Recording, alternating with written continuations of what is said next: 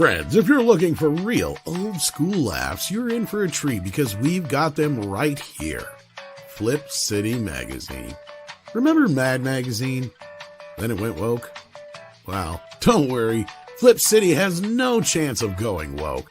That's right. 4 times a year, you'll get an actual printed magazine full of jokes, stories, comics, and more, all about today's pop culture, entertainment, and woke politics. Flip City takes terrible entertainment trends we love to hate with hilarious parodies of Lord of the Rings, Stranger Things, The Walking Dead, Star Trek, Hunters, and more. Trust me when I say there is nothing else like Flip City on the market. So subscribe today.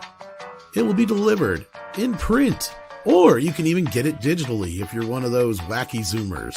Either way, follow our link and sign up today, and if you put in midnight, you get an extra 10% off. Check out Flip City Magazine today.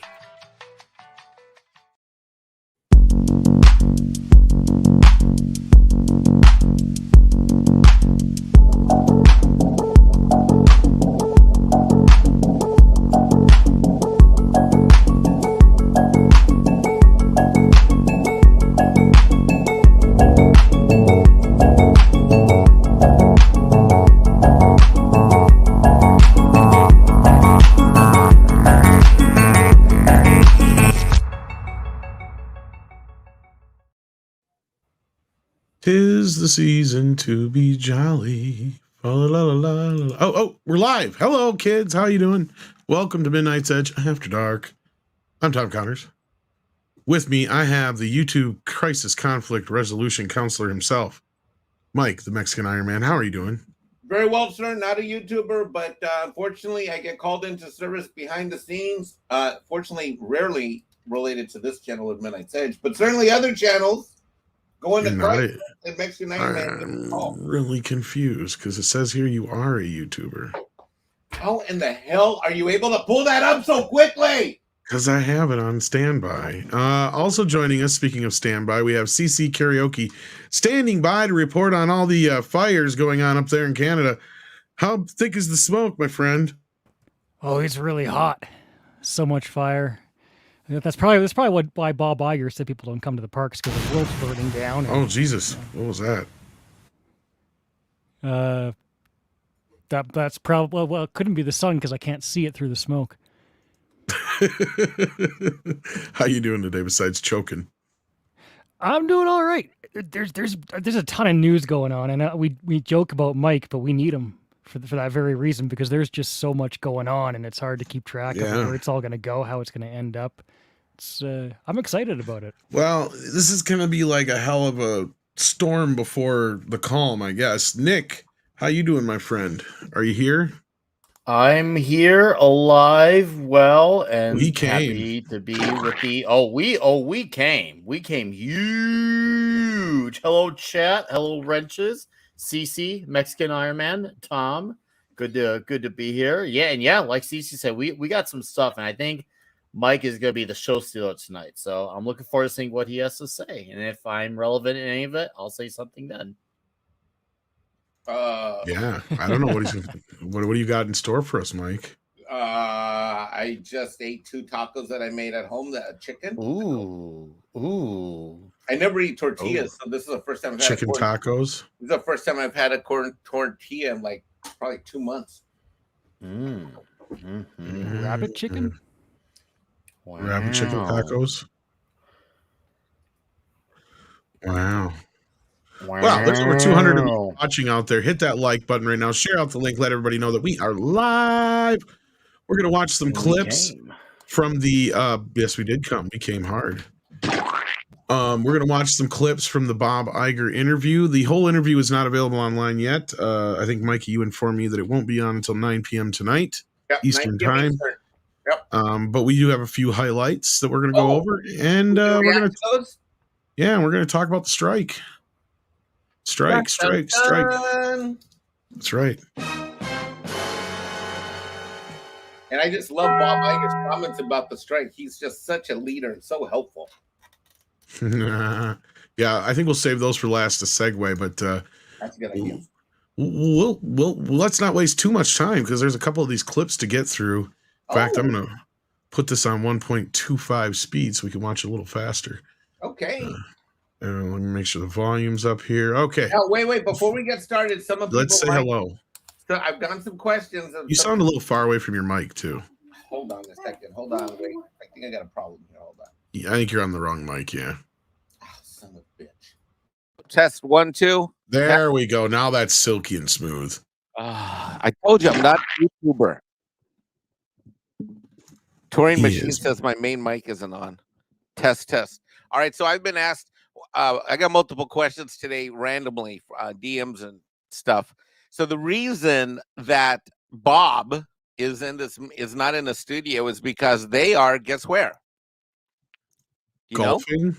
No. Well, yes, they are at the annual CEO and billionaire retreat that happens in Sun City.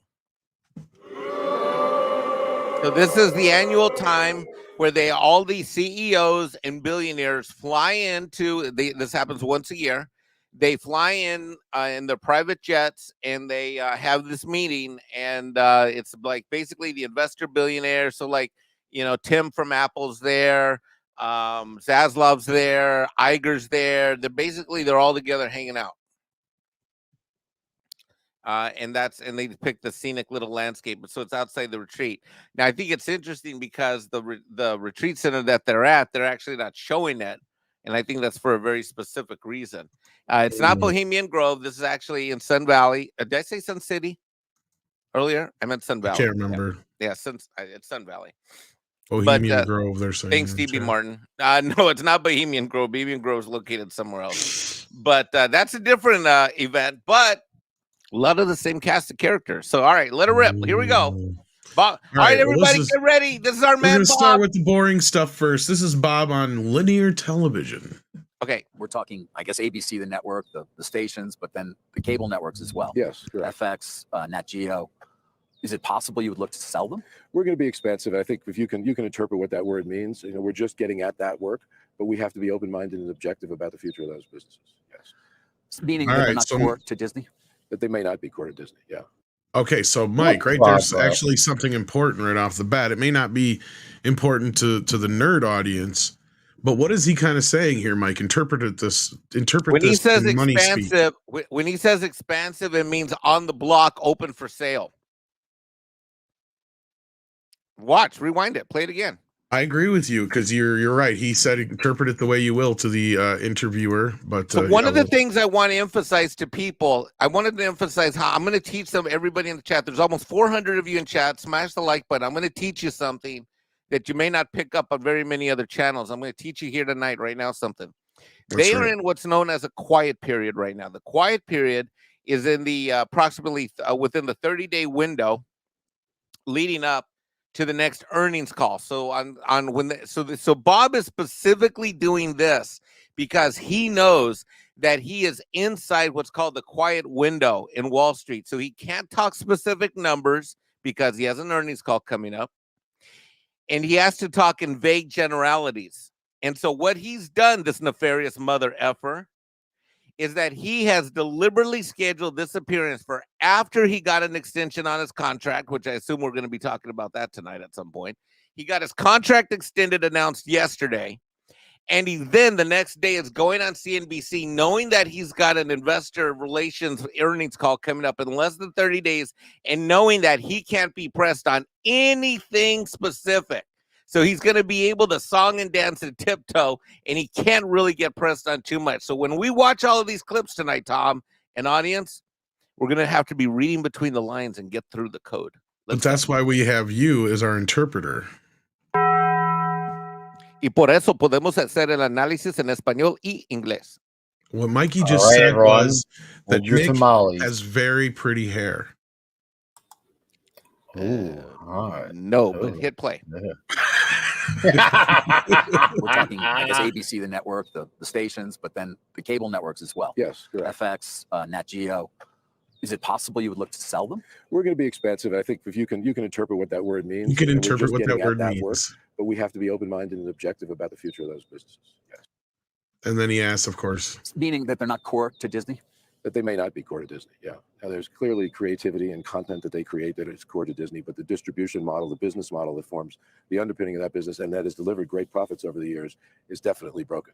And we have to call it like it is, and that's part of the transformative work we're doing. Right. Well, we've been having this conversation for a very long time. Well, I now, think what I'm in saying terms is of the it's erosion time. of the linear business, Yeah. and now it's kind of closer to obsolescence. Well, as I said, when I came back, one of the things I discovered was that the disruptive forces that have been preying on that business for a while are greater than I thought. Come back. He never went anywhere. And so it's eye-opening. There's a reality to it that we have to come to grips with, and we have to come to grips with that now. By the way, another business that has benefited from that business model is ESPN, but that we're looking at very differently. But I want to get to ESPN, obviously, but just to understand. So you don't know what you're going to do when it comes to these linear businesses, but you would be open to ideas that would perhaps separate them or change the structure in some way. Well, I'll let you speculate. I'm not going to do any speculating now, except to say that we're very objective about their future as part of our asset base. So you think you know Wix? Right there, he said, as part of our asset base, we are objective and open to it as part of our asset base. What that means is that they're looking at all the assets and evaluating them, and they've got to clean up their balance sheet, as in sell shit off to bring down their debt. Now, I've held for a long time on this channel and others, more than a year and change, pre-Chapek and post Iger's return, that they were going to have to basically start selling stuff off. And a lot of people tell me that I was crazy to suggest that they might sell off things like their networks, even though they have advertising revenues. But I think that's the first place they're going to go. Anyway, let's go. And actually, I think I got these out of order. This actually comes before the other clip. But just the same, this is the intro to the whole All right, thing. let's start off with that news. Joe Kernan was asking a couple of questions about it as well. Why are you staying? Well, let me start with the fact that I did like retirement. I highly Liar! recommend it, by the way. You're never going to get to The it, fact Bob. that he had to say that up front, I think is, you're never Look going at to his get face. to it, Look at his face. Yeah. Is that Right. And as they were pointing out earlier, this is not just to 2026, is it, Mike? Valiant and a couple of guys were talking about this earlier. No. This is just, we'll get to that in a minute. Look at that face. That is the face of a giddy schoolgirl that is like, oh, I didn't want to give up my virginity, but I did. For crying out loud. I hate this guy. It was a good 11 months. And right. You didn't go nowhere. The request of the board. It's a company that I started working at in 1974, 49 years ago when it was ABC, and we became part of Disney. And I obviously have deep passion for the company and the business. And I care a lot about the people. After coming back, realized that the company was facing a number of challenges, some self-inflicted, some caused by changes in the business, in large-scale disruption of certain parts of the business. And while a lot of work has been accomplished in the 7 or so months that I've been back, the board believed, and I agreed with them, that there was a lot more work to do. And the timetable that we initially established, which was 2 years, seemed like it was putting undue pressure on us, even though we're getting at the work really quickly, but to accomplish everything we want to accomplish. So part of it was designed for continued stability and continuity, and also to give a team of very talented executives who work with me time not only to help me through what is a challenging period, but to develop themselves. Yeah. We sat down in February. Okay, so what the hell did he just say there? Other than some of it was our fault, but most of it was this, that, and the other. Yeah.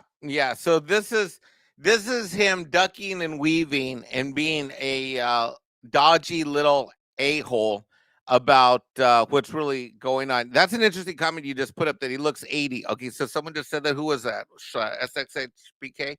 I did notice that he has aged significantly in the last. He looks a little haggard here, yeah. It's last October and November. He looks like a guy who's pulled some late nights, and he wants to save his legacy. I'll tell you that much. Now, I think this is a guy who's being self-reflective and understanding that he's got to correct some things that he doesn't. It's kind of like this. He doesn't want to take the blame or say it's his fault, but I think his inner voice knows that he knows on the inside out, like deep down in his soul, that a lot of this is his fault. Go ahead.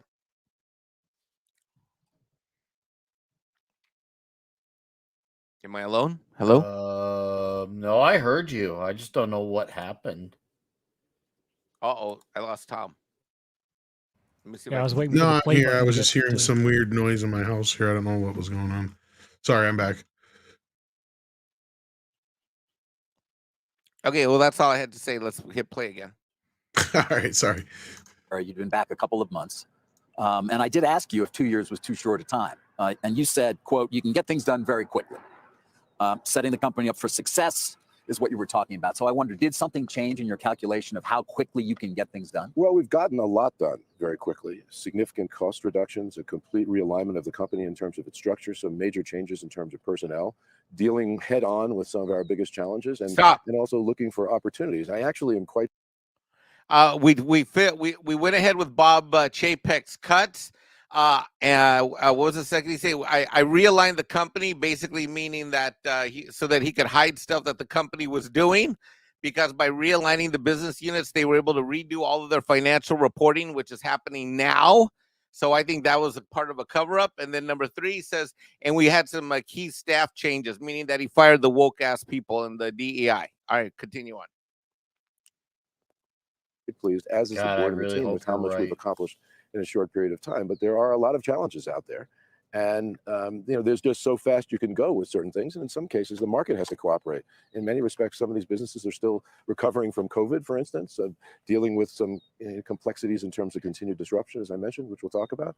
But I'm pleased with how much we've gotten done, but I also know how much we have to get done. Right. So is it more challenging than you'd anticipated? Is the business sort of more challenged than when you returned late last year? Yes, it doesn't mean that I am any less enthusiastic about the opportunities, and nor am I less enthusiastic about the company. In fact, the opposite. I'm extremely optimistic about the company and its assets, and we should talk about that. Then why are you looking down, Bob? I would say that in some cases the challenges are greater than I had anticipated. In what way? Well, I think that we talked a few times about it over the years, but the disruption of the traditional television business probably is the most notable.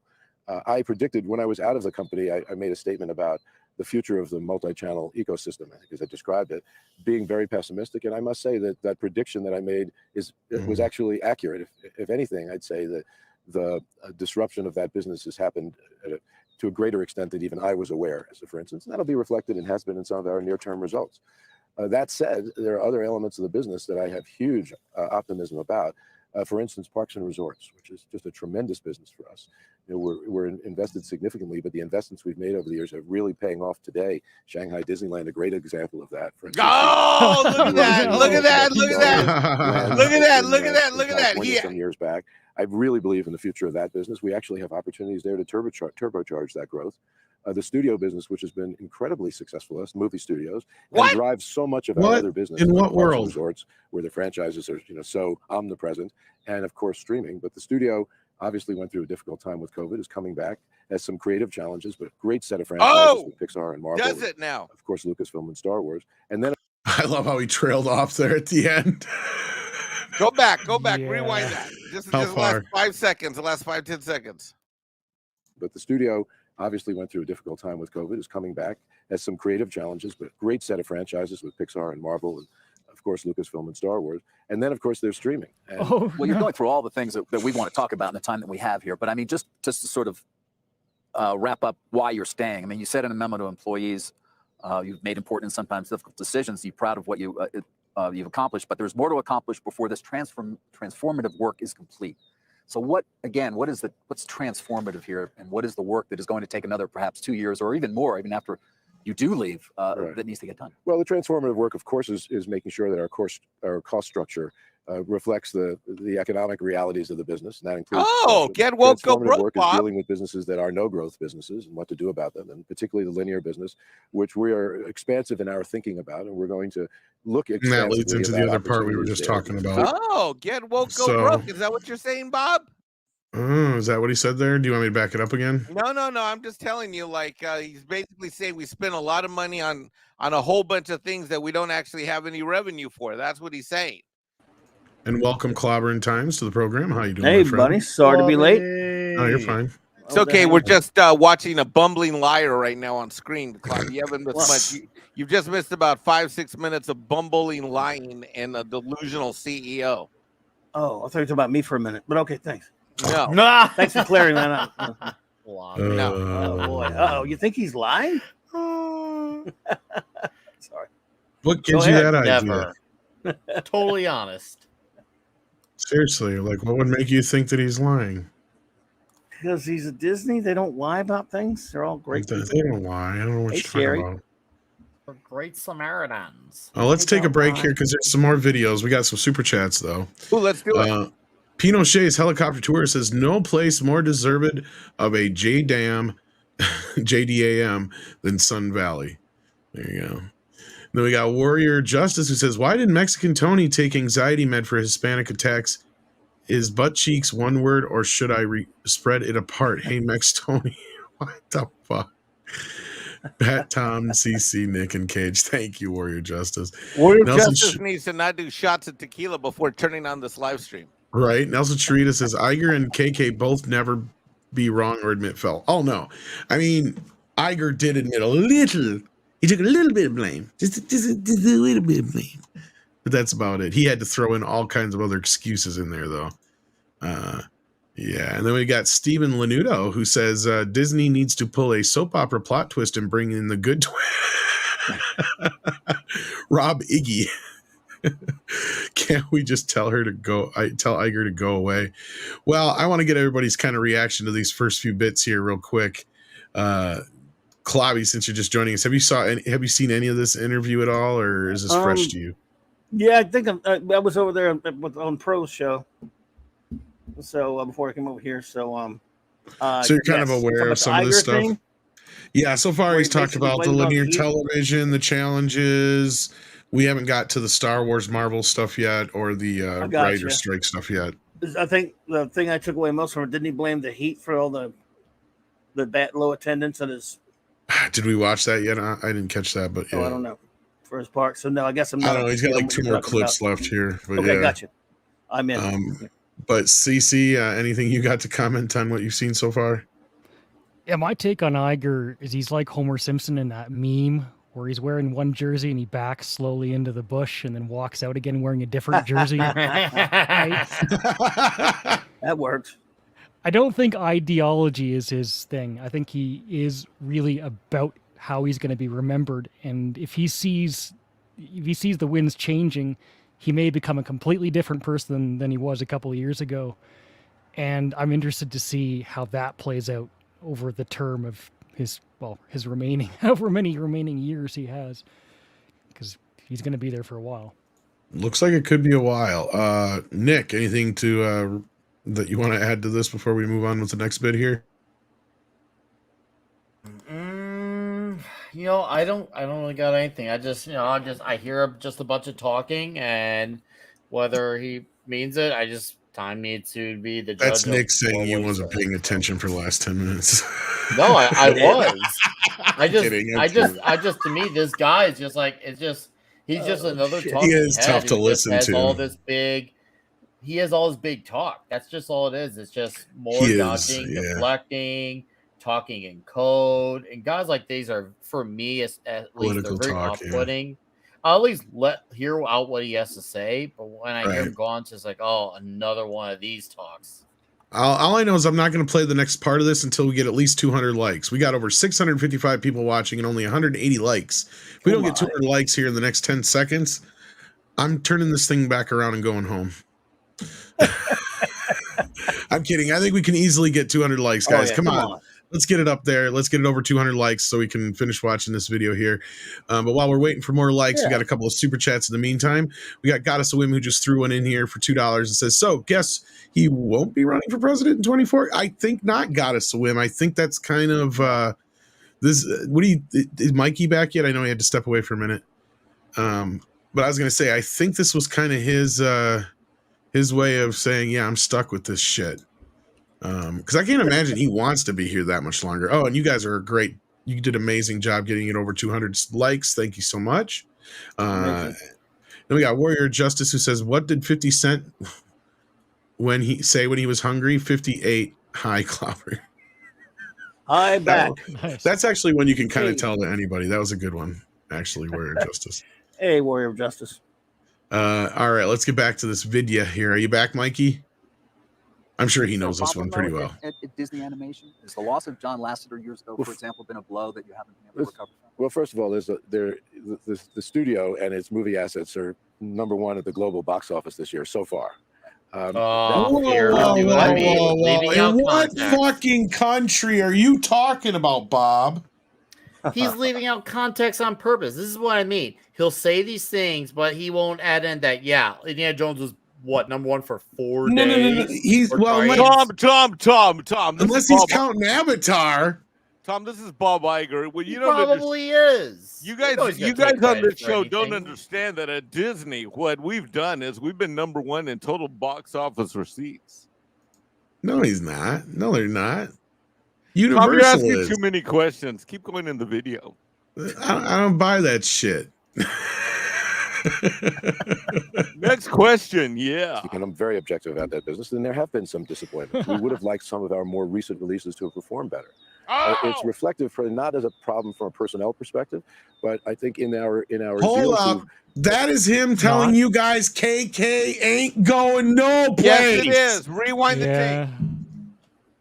Says it's not personnel. I think in our zeal to basically grow our content. Whoops, I didn't go back significantly, far enough. I'm sorry. Problem from a personnel perspective. There it is. Okay. It's reflective for not as a problem from a personnel perspective, but Yep. I think in our zeal That's to it.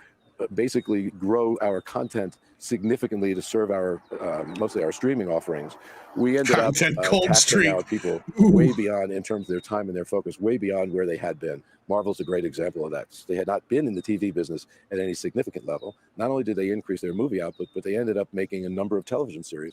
And frankly, it diluted focus and attention. Okay, and right there, he's blaming fucking Chapek for what he did.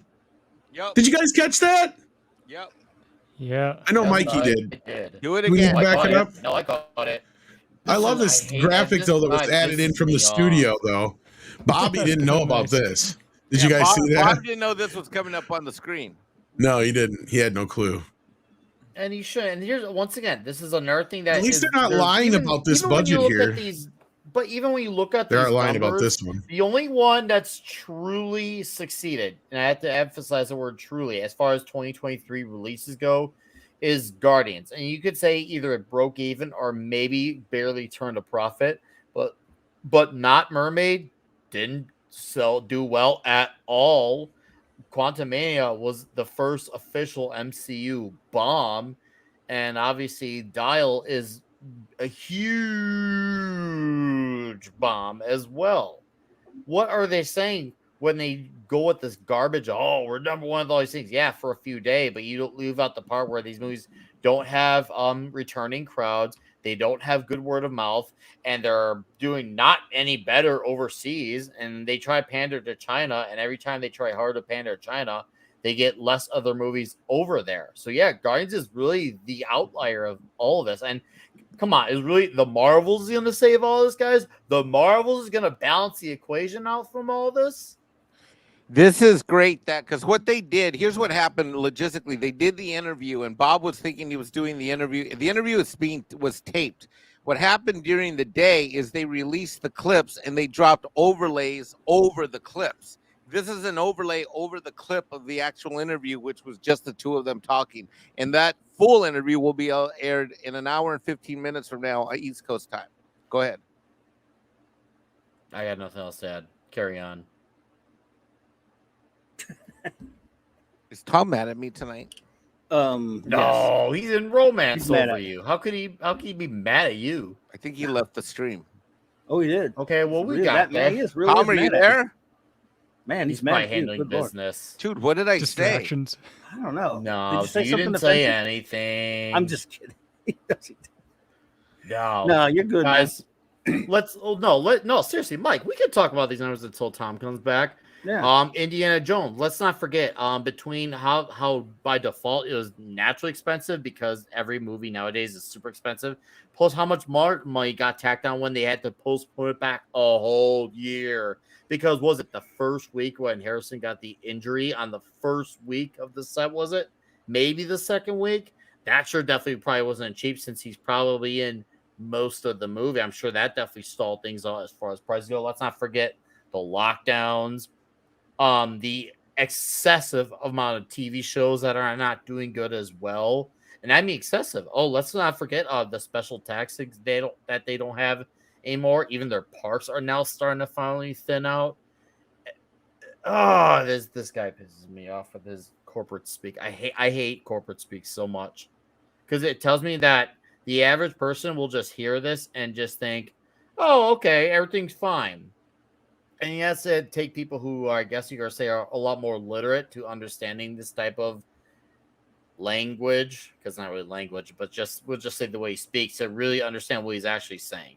He's saying, but he's not saying type of thing, and I hate that type of space. Just like be transparent with us. I'd rather hear someone say, "You know what?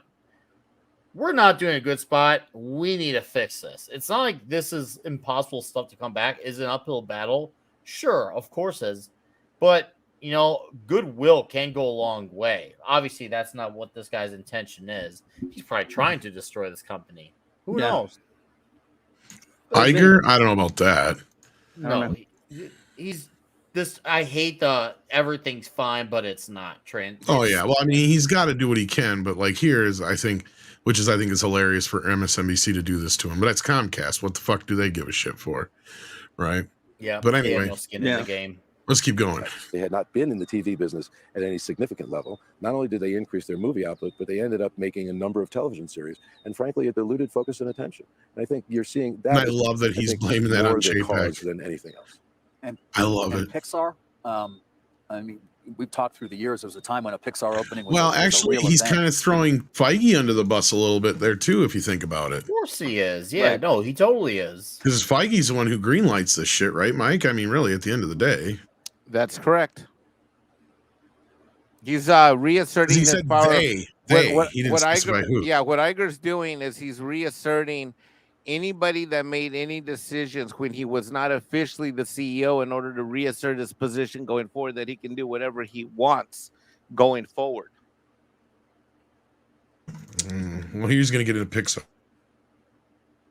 Did it suffer as a result of during COVID when you were going direct to consumer? For example, I think it was Red or one of the. Yes, there were three Pixar releases in a row that went direct to streaming, in part mostly because of COVID. And I think that may have created an expectation in the audience that they're going to eventually be on streaming and probably quickly, and there wasn't an urgency. And then I think there was some. I think you'd have to agree that there were some creative misses as well. I look at the company's 100 years old. Walt Disney went into the animation business, starting with shorts in the 1920s, and obviously his big first feature with Snow White. All right, unless there's something he says after this, Mikey, I found it very interesting that he pivoted there real quick. Yep. Does that mean he's kind of insinuating that Disney's always been about animation? Pixar hasn't. That's Pixar's new to the game. Is that, you think he's insinuating they're either going to soak up Pixar or sell it off? I think that is exactly what he's insinuating, that Disney has a legacy in animation and that Pixar is, he's sort of putting Pixar in the same silo as other assets that not be part of the, quote, core business. Yeah, creative misses. That was a good one, yeah. 1937. If you look at his history, there were peaks and there were valleys. Every valley was followed by a peak. And I studied it very carefully. It's true in my predecessor, Michael Eisner's days, too. He had great halcyon days of Beauty and the Beast and Little Mermaid and Lion King and just this tremendous success. And then there's a dip. I'm not suggesting we're necessarily in that, but I'm also not suggesting that we're at peak either. We have some work to do there in terms of improving our creative Did the loss of the dip, was it a blow to the company at the time? Look, there's a lot of talent at Pixar. There has been turnover as well, not just John, but there's been other turnover too. And that may have had some impact. Yeah, I'll bet. But you're that might have some impact. Anyway. That the production of Pixar animation, for example, and the Disney studio overall is going to continue to be strong. Correct. Marvel and Star Wars, too much. I mean, you almost indicated Marvel. It's been a little Marvel? much. Do you pull back? That's what we called it. You do. Yeah. Wow. Yeah, you pull back not just to focus, but it's also part of our cost containment. He's pulling out. Did you hear that, guys? He's pulling out. Spending less, spending less on what we make and making less. Spending less on what we make and making less. Okay. Can't say I agree with that, but I'm not in finances, so maybe I'm wrong. I don't think the amount is the problem. I think it's the quality on both ends. Don't tell Bob that. I know. Well, I am right now, Bob, if you're listening. Bob doesn't pay attention to you. He and I are in direct communication on Twitter, Tom. Sorry. Sorry. That's right. Pablo Hidalgo. Now, of course, it used to be that some of that stuff would then go to Netflix, and you'd make a lot of money from selling it in different distribution channels. Now it all just goes to Disney Plus. Do you ever think Ooh, did you catch that? Yep. I'm gonna back that up just a hair. Channels. Now it all just goes to Oops, Disney that's Plus, what I wanted. Netflix, and you'd make a lot of money from selling it in different distribution channels. It all Stuff used would to then go to and Netflix. You'd make a lot of money from selling it. You make a lot of money from different distribution channels. Now it all just goes to Disney Plus. If we shouldn't have done that? Do you ever think about how much money you just he said fucking it. left on the table, Bob? Oh, crush. Him and everyone else, though. Him and everyone else, Yeah, though. you're right. It's not That's just not him. a Disney but exclusive product. I'm not you're saying it makes right. it right, but it shows you how idiotic these companies were. They went all in on streaming. They didn't think about, okay, hey, why should we do this? Pros and cons. They just said, okay, let's just go for this. They just thought very quickly and reactionary. And now they're seeing the bad outcome of all this. And a lot of these networks are either merging with other networks, or you got the few that are making it like Netflix. And then you got Disney Plus is just repeat bombs. Man, it's like, oh, hey, here's a bomb. Oh, hey, you thought this bomb was huge? Wait till the next bomb. It's going to be huger. Yeah. Oh, my goodness. And Nathan Fillion here, or whatever the hell this guy's name is, he looks like Nathan Fillion with a bad haircut. Sorry. David Haber. Is David Haber? Okay, thank you. Nice guy is asking good questions. Yes, exactly, Elijah. Yeah. These were not softballish questions. He may be answering them softballish, but MSNBC ain't got zero fucks to give on Disney's behalf. Right? That's Comcast. They don't give a shit. It is exceptional to see, because most of the time you do see softball questions. Like, I remember I think it was 2 years ago, shortly at the Gina firing. I felt like I remember hearing that meeting, and everything felt very softball by it from both sides. This guy feels like he's at least trying to engage in tough questions. Well, what's Obviously, hilarious, giving the easy answers, but at least someone's trying to play ball. He's not.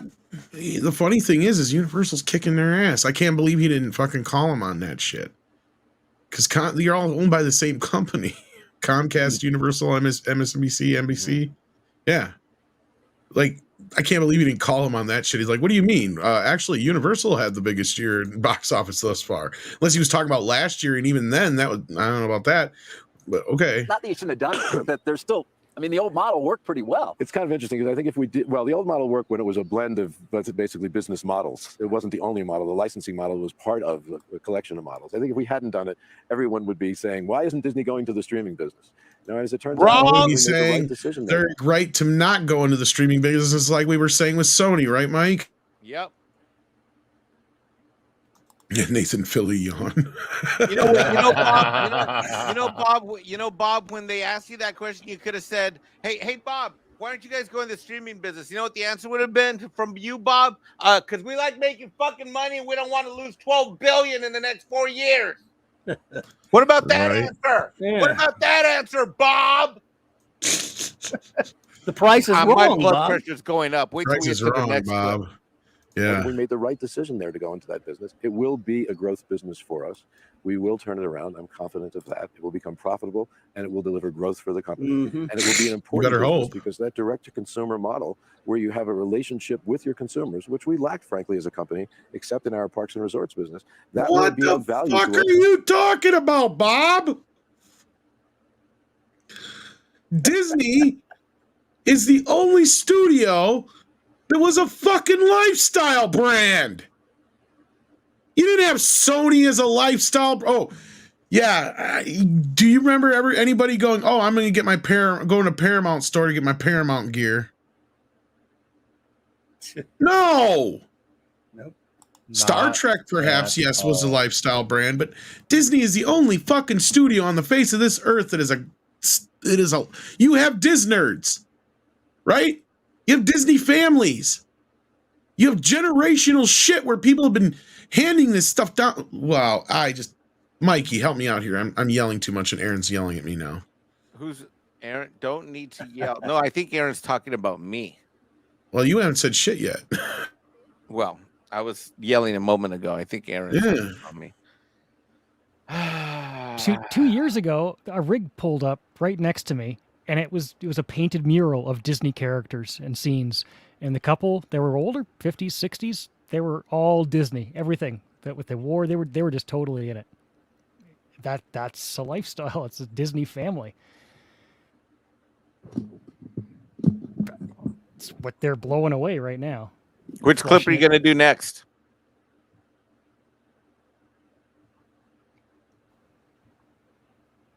Our Tom is lost Bob out there. No, Bob's maybe Bob is trying to. Bob's trying to go after Tom. No, Tom right now is I can see what he's doing on his desktop. He's shopping which of these heretical. Well, let's see what the chat's saying about. Let's see what the chat seems to think about things. Let's see what Agreed. Let's see. I'm curious to see what they're thinking. Mecca J for $5 says, Iger, hey Chapek, come check out what underneath. Come check out what's underneath this bus. Oh, that's a good one. That's a real good one. And we got $5 from Bass Player 2 2011 Iffy. Hey Bob, you didn't make the most recent peak. You bought it. Hashtag dang it, Bob. Yes. Yes. Yes. Mm-hmm. Wow. Tom, don't let Bob kill you. I'm joking, YouTube. Oh, I'm sitting here talking and I didn't even realize I was muted. No, you were muted. That's why I took over reading super chats. Yeah, I didn't even realize it. I've been doing shit here, talking this whole fucking time. I've said it like 3 times, and no wonder you didn't answer me. I said, Mike, yeah, if there's any clips I've missed, let me know, because this one's not actually from MSNBC's YouTube. This is WRAL put this one up. This is actors and writers are not being realistic. Speaking of content, we're in the midst of a writer's strike, and very likely it would seem to have a actor's strike. How is that going to impact things, and what are your expectations there? Well, I think it's very disturbing to me. We've talked about disruptive forces on this business and all the challenges that we're facing and the recovery from COVID, which is ongoing. It's not completely back. This is the worst time in the world to add to that disruption. I understand any labor organization's desire to work on the behalf of its members to get the most compensation, to be compensated fairly based on the value that they deliver. We managed as an industry to negotiate a very good deal with the Directors Guild that reflects the value that the directors contribute to this great business. We wanted to do the same thing with the writers, and we'd like to do the same thing with the actors. There's a level of expectation that they have that is just not realistic. And they are adding to a set of challenges that this business is already facing that is, quite frankly, very disruptive. So they're not being realistic? No, they're not. Why not? I can't answer that question. I respect their right and their desire to get as much as they answer possibly that can question. It's not that he can't. I hate the whole they can't do that. Long enough to understand that dynamic and to appreciate it. But you also have to be realistic about the business environment and what this business can deliver. It is and has been a great business for all of these people, and it will continue to be, even through disruptive times.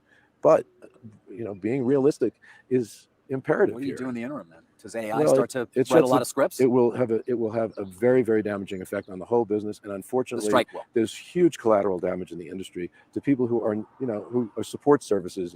I could go on and on. It will affect the economy of different regions, even because of just the sheer size of the business. It's a shame.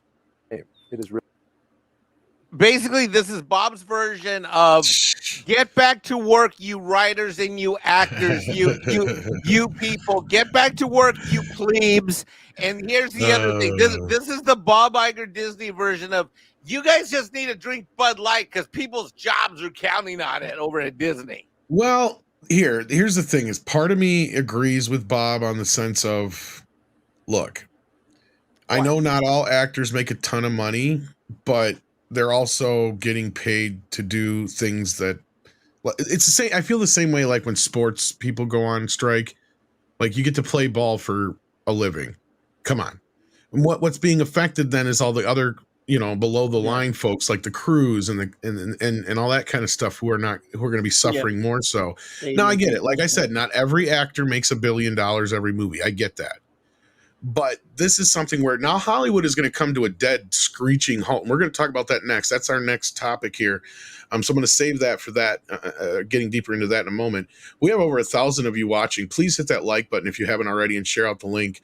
But Mikey, did I miss any bits that have been released already? Because otherwise the rest of this is not going to come out for like another hour. No, there were only 5 clips that were officially released and you hit them all. including the ones about the Okay. actors. I'm glad you brought up the actors, but here's what I found. That's a good segue into our next part anyway. Yeah. What's the next part?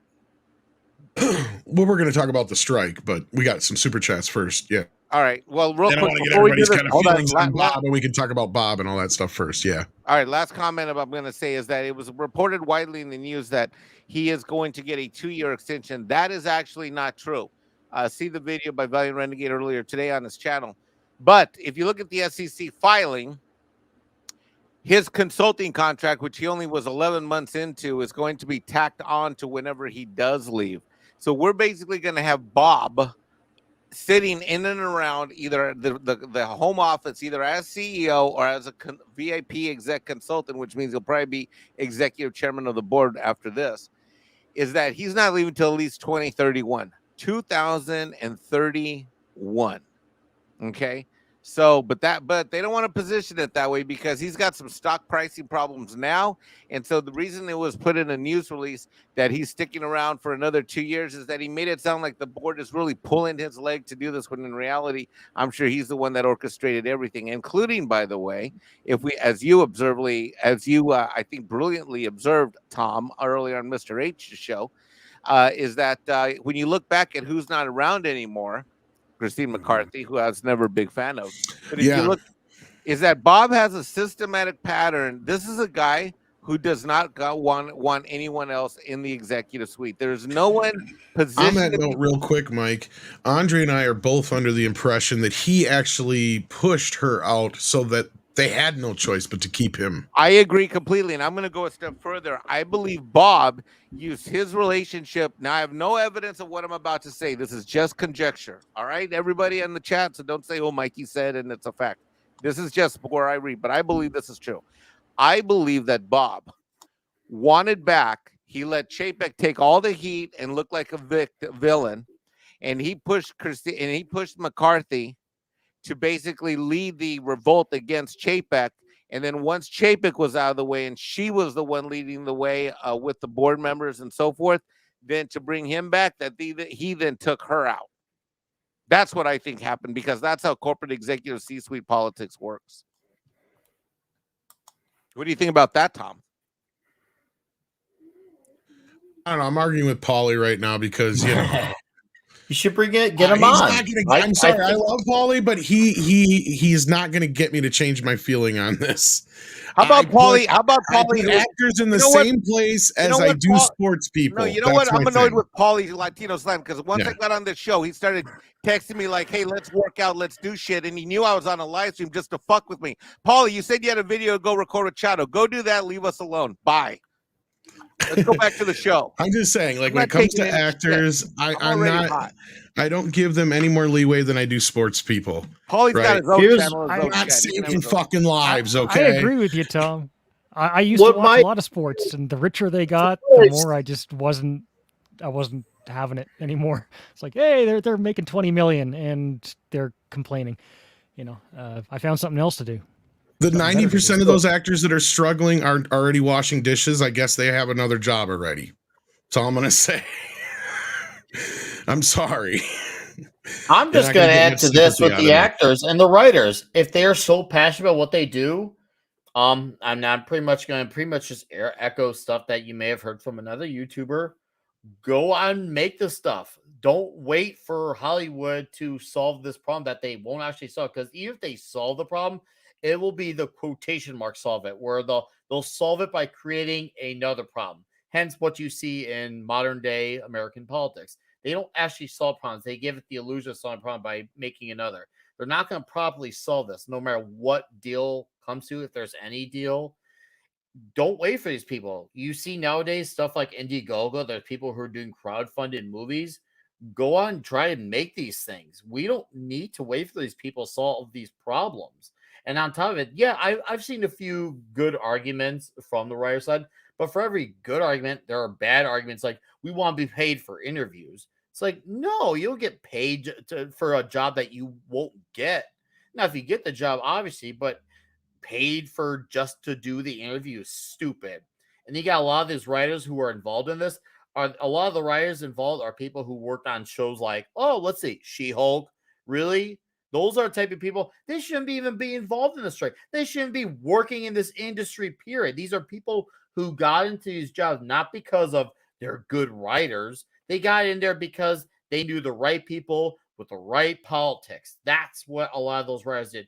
And for all we know, there could be good writers who are maybe their stuff is being rewritten, or for all we know, they might even be being gate-kept out of this industry. They might have a great original idea that we are being held back from knowing about because they aren't going with well, we need to just do what's big on big IPs because that has the pre-established audience. So the writing room is a fucking mess, more so than not. I'm not going to say it's 100% because nothing is that absolute, but it's clear there's more of a mess than it's not. I think that's irrefutable. We need to solve that problem. And by solve it, wipe the damn slate clean of these people. Whether it's, a whole new slate of Hollywood writers that actually wants to, try to give the best that they can give. Awesome. If it's something that replaces them entirely, great. We need to take risk again. We need to take all the risks in the world. Not everything will land. Not everything will hit. And you know what? That's fine. But you know what? For everything that doesn't, there's going to be something that does. And hopefully that generation down the line be like, hey, this could be our Star Wars, our X-Men, our Die Hard. We need that. Like the current generation, they live off of everything pre-established IPs. At least with the 70s, the 80s, the 90s, 2000, they can all say they had something that was from their upbringing. The 2010s and beyond, I mean, yeah, you have the MCU movies, but outside of that, that's once again pre-established thing. They need their thing to call that their own, but they're never going to have that if we have writers who just rehash these IPs. And you know what? We need to get with it because you see what India's doing. I know our buddy 70s. Right. I mean, it's the Korea stuff. We need America to be a top dog with movies again. America needs to be great with movies too. I may not have much sympathy for the actors right now, but I have even less sympathy for the studios. They got themselves into this mess in the first place, right? Blame the other Bob, as Carlos says here. Well, that's what Iger's trying to do. But at the end of the day, Bob is the problem. Speaking of problems, we have Culture Casino here. How you doing? Wow, hell of a segue and introduction. Appreciate that. Hi, Culture. I love you, Culture. How you doing? I'm fantastic. I screwed up in my video today. How you screwed up in your video today? Well, it's doing really well, and I can't complain about nearly 6,000 views. But what I can say is that I made it sound like it wasn't going to be that important a loss for Mattel if the Barbie movie tanked because of the intersectional feminism. I misspoke, belying the numbers that I actually had written in front of me that point out that it would cost them $400 million a year if they lost 20% of their sales because they got Heinerscheited. I really hate to tell you guys this over and over again, but the core audience for Barbie is not paying attention to that. Right. And I was gonna say, and furthermore, let me add on to that, Culture. You don't need to do a disclaimer because I don't think anybody watched that video. Well, 6,000 people did, so congratulations on that, Culture. We won't take that away from you. I just said that's so he'd go camera on and he did it. I know, Hey, but I gotta be nice to him there. Mikey, you owe me a meeting this weekend. Okay. Now you did shit! it. Now I'm busted. Crap. Yeah. Let's get these super chats. Tennille says, I think I've heard of this strategy Iger's using here. I believe it's known as lying. Yes.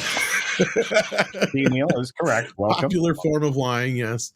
Hazmat says, I can post the link for the CNBC transcript if y'all want it.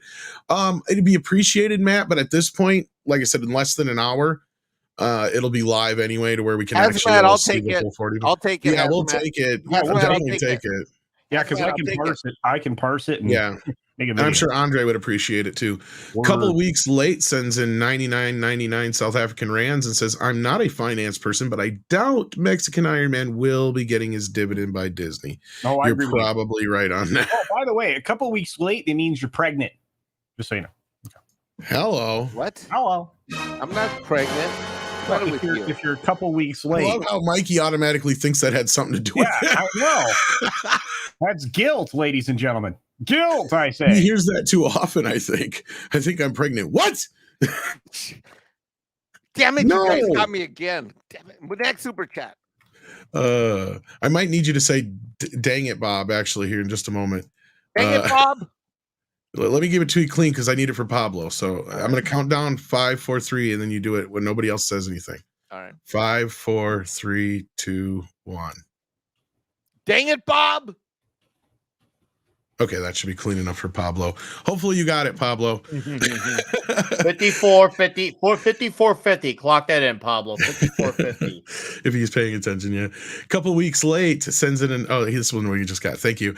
Action Com, that Fran Drescher? Yes, that Fran Drescher. I'm not even sure what she's been up to lately, but she's been the leader of the pack for a long time now. The leader of the pack. They re-elected her.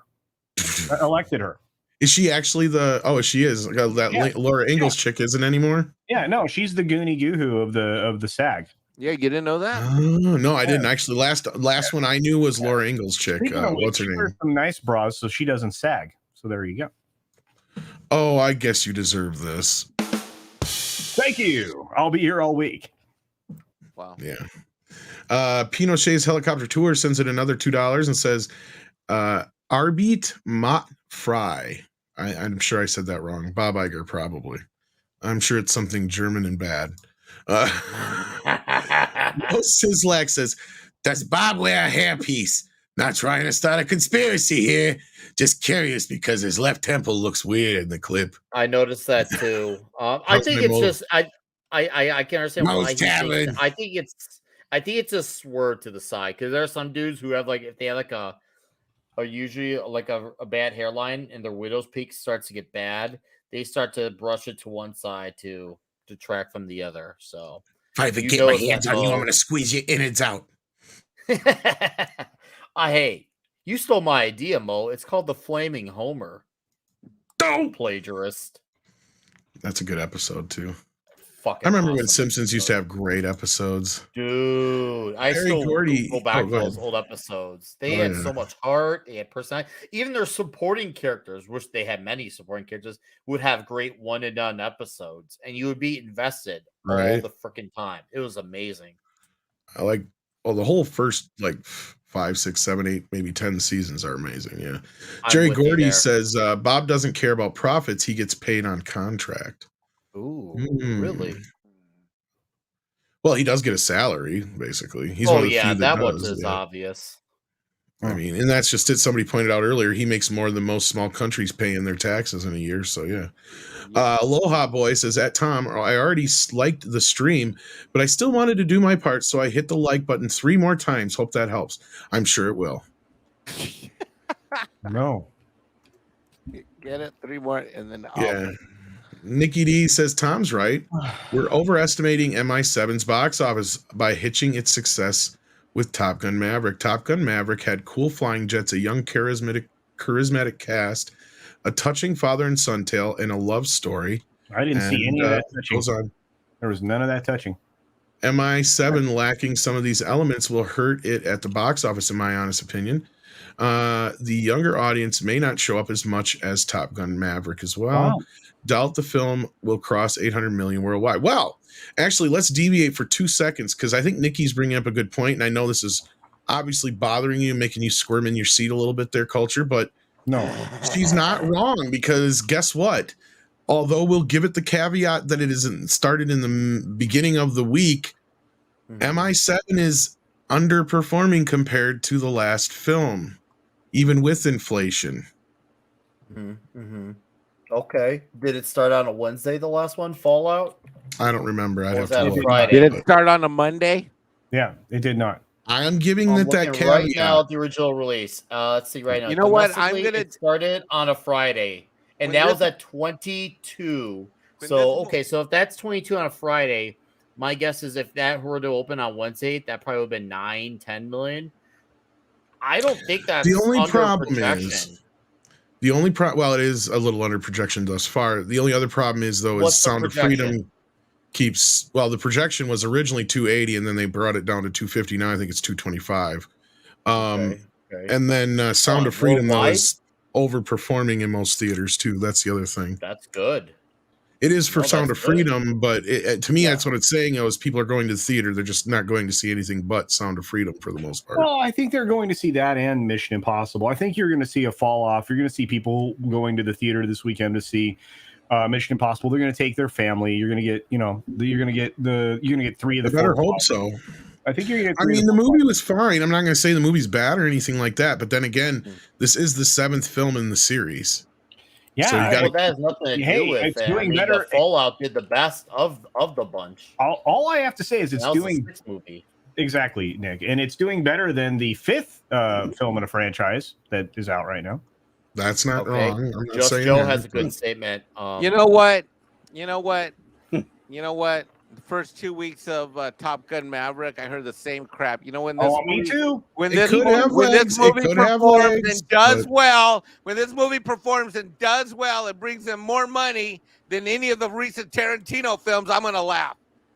Did I I trigger you think yet? it's gonna. I think it's Not probably really, gonna 'cause do that's not a good comparison. around. I think probably around 100 million this opening weekend. I'm Maybe it not might do putting more, it but my I'm gonna down. keep it I've been just modest. saying for a while, I don't think it's going to be as big as everybody thinks. Of course, I said the same thing about Top Gun, and I was wrong. Yep. So we'll see. But Tom, Hey, here's the Tom. credit where you get you keep it honest and you Yeah. you admit when you're wrong and you Right. obviously have every right to That's all you flaunt can it do. when you're right. But wait, I got to collect on this since we're live and we're an hour in and there's plenty of people here. Hey, Tom, who was right about Top Gun Maverick? Everybody but you. No, I'm wrong. not giving him. Wow. I'm not giving that to him. The correct I'm not. answer was Culture Casino and Mexican Iron Man. That was That's I right. know. Yes. E. Clay Thomas says this is the worst episode of Bob's Mergers. That was good. That was good. From the Chief. Nikki D says MI7 lacking. Oh, we got this one already. Okay.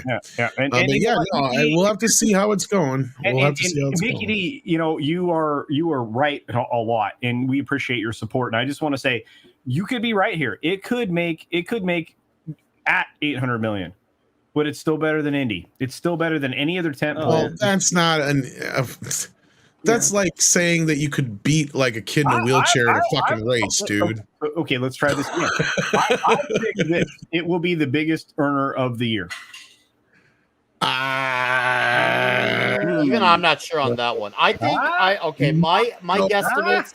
I think it's I gonna think do you should- around 100 mil opening I think weekend. you Nick, Opening weekend 100. I think Tom Nick has to eat. Hang on. Nick has to eat. You have to eat a tofu pizza, Nick. If this Don't do that to him. Why? No. Why would I want to do? You'll turn him into a soy boy. All right. Okay, listen. It's gonna do. I think it's gonna do a 3-day weekend, Friday, Saturday, and Sunday domestically. I'm not good at guessing overseas, but I think domestically, I think it's gonna do around 100. I think it's gonna have good legs. I don't think it's gonna have Top Gun Maverick legs, but I think it's gonna have good solid legs. Where the average What did Top Gun have to compete with, though? Because this has Barbie and Oppenheimer coming up to compete with.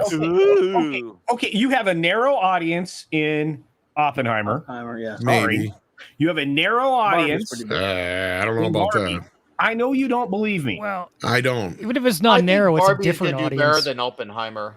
Yeah. Oh God. Yeah. Barbie is going to possibly be the surprise of the summer. You wait. Nope. Okay. Yeah. Or it could be the surprise bomb of the summer. Yeah, it could be. I hang out with like Okay, half a dozen ladies who think otherwise. I'll tell I you that hang out much. with more women Every than week. you do. Oh, that's true. And you hang out of Yeah. windows with more women than he does too. Ooh. But anyway, Dude. real quick, Tom. Here's the thing: if those ladies show up on Toxic Femme after seeing that on the weekend, and it's full of intersectional feminism, do you think they're going to be happy? No, they won't be going back. They don't see it either, and that's the thing. Is the only people I see that are going off on this are like 50-year-old dudes. That's it. Like no women I see going off on this. Yeah, but after they see it, what will be the verdict? That's my point. Well, we'll see. Yeah, I mean, It's up Right, to them. sure. I It's mean, not you up never to know. Maybe us. it's It's not not in there, made but for sure. us. it's not. It's true. It's not. I'm just saying maybe it's not in there. Maybe it is. But Oh, anybody telling me that this is going to be the runaway? Look, if you had I'll give you this much. If you had anybody but the two most wokest fucking cast members saying shit, then maybe I'd believe you. Okay, so which of the wokest cast members are saying shit, Tom? Because I will give you the list. Simu Liu and fucking Kate McKinnon and shit like that. Yeah, and the trans person or whatever. Greta Gerwig, this Hal Fry. When did Greta Gerwig say it? She said very much that this was a feminist picture. I'll go find the quote. Right. You had Margot Robbie, talking about it. They believe me, my friend. All she said was Barbie's not sexual or whatever. That was it. I don't remember anything else. No. Again, I'm telling you right now, this is surprising. This is a surprisingly bunch of intersectional bologna sausage in this. By the way, the trans character is also the doctor character, the Dr. Barbie. Yeah. So Dr. Barbie, trans Barbie, same thing. Enjoy. It's probably in there. I won't be seeing it, so it won't matter, but it's probably in their culture. You're probably right. But I mean, time will tell. When's it coming out? Next week. What sucks is, here's the thing. I wanted this to be good. Why? Because one of my audience members, one of the people you guys would know, Captain Phantom Nerd, funded my trip to the film, funded me going to see it at a special Barbie beach party event that is early. So I'm seeing it on the 19th. Oh my goodness. I'm gonna drop my review on. You wore a big pink outfit with a cock on it? Sure, why not? You know what? I should rainbow up. I'm gonna rainbow up and go to Barbie. Oh, this is gonna be you good. Got the wardrobe. A long-haired, gray-bearded dude rocking into this crazy thing that I know is gonna be full of very judgmental white chicks. Yeah, this is where I'm like, okay, I'm so surprised that they're talking about Barbie being a feminist icon when she's been one for decades. Okay. Exactly. Time out. Okay, let's be fair. Feminist how? Because there's a lot of different gradations of that.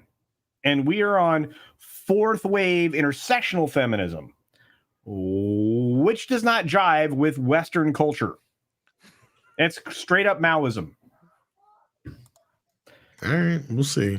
Okay. I think you're gonna have some pissed off chicks on Monday, dude. Not this Monday, next Monday. See. Okay, I'm just saying. I think Tom might be right on this one, Culture. Okay. And I'm not anti Mission Impossible either. Yes, yes, you are. You're anti. No, I'm not. But all right, you tell me which one this is. Ethan gets a mission. No, and he fails. And everybody turns against him. Just 1 in 4. Just 1 in 4. All of them.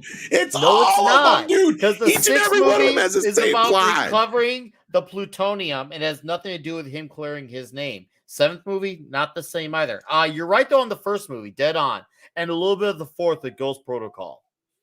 They're all like that. They all have the same shit in them, dude. Okay, tell me about variations. Tell me about the same. I strongly disagree.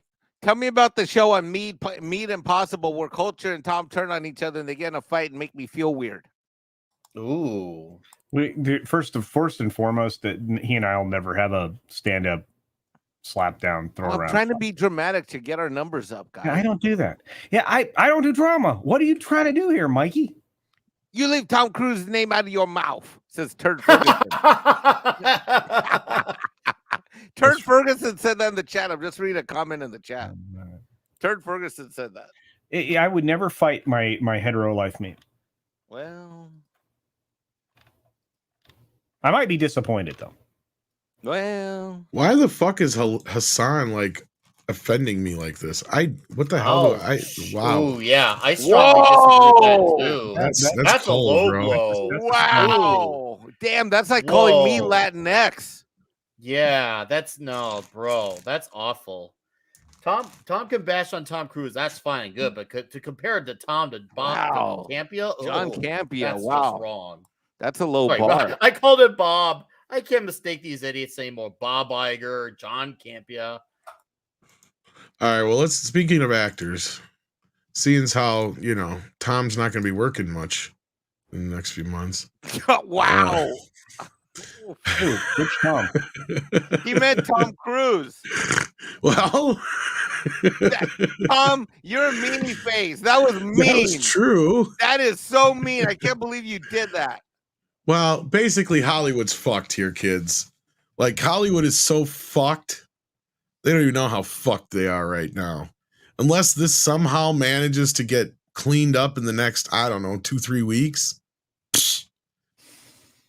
Let's try this again. Did I miss ActionCom Super Chat? I didn't see one. Oh no, you're fired. What I will say is this: Hollywood doesn't care. The studios are they're dug in. They're entrenched. They won't go anywhere till winter. So it's up to the writers who are going to be starving sometime around, I don't know, September, and the actors to figure out that they aren't going to be able to afford the publicist. Yeah, we read this one. The publicist, the manager, the agent, they're not going to be able to pay those people. Those people are going to realize they're not going to get paid. And everybody's going to be like, oh no, what's happened? And the thing is if they just were to focus in on AI, their likeness, and the reasonable things that they could definitely make headway on, they'd have a better opportunity to settle this. The problem is the studios have no interest in giving them that kind of a win, because it will weaken them, because the transparency is going to show just how few people watch some of these things on streaming. It will destroy them, and it will destroy their stock prices.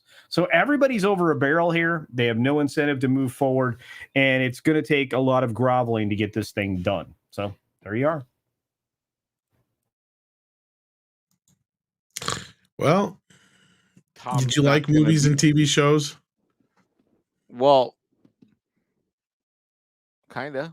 Wait, this means we're not going to have anything to talk about in a year from now.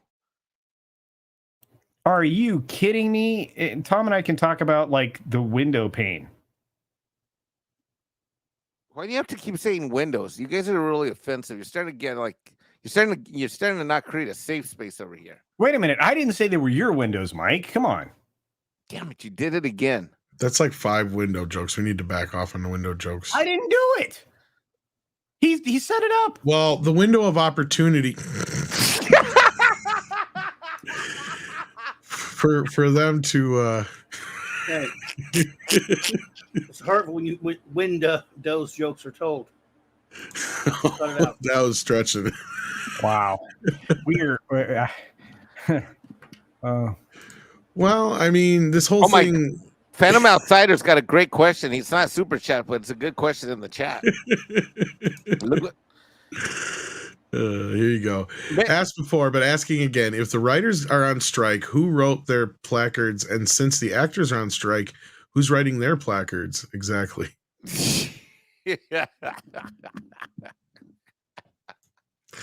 Yeah. I swear these Tuesday, Thursday night chat shows are great. We have the best live chat. Oh, I know. Chat GPT, says Joey. Let me tell you a little bit about Chat GPT. It's only as good as your prompt foo. If you are not good at prompt foo, you're going to get high class gibberish out of Chat GPT. Well, hopefully they figure something out, but like this could go on for so long. Yeah, I agree with the main thing that I think they should have, and I don't see why they had to go on strike over it. I think the AI thing they could have worked out. It should have been so They easy. could have, but Tom, Yeah. you're talking about, once again, people who were involved who wrote shows like She-Hulk. These people don't want to stop and sell. They just want more.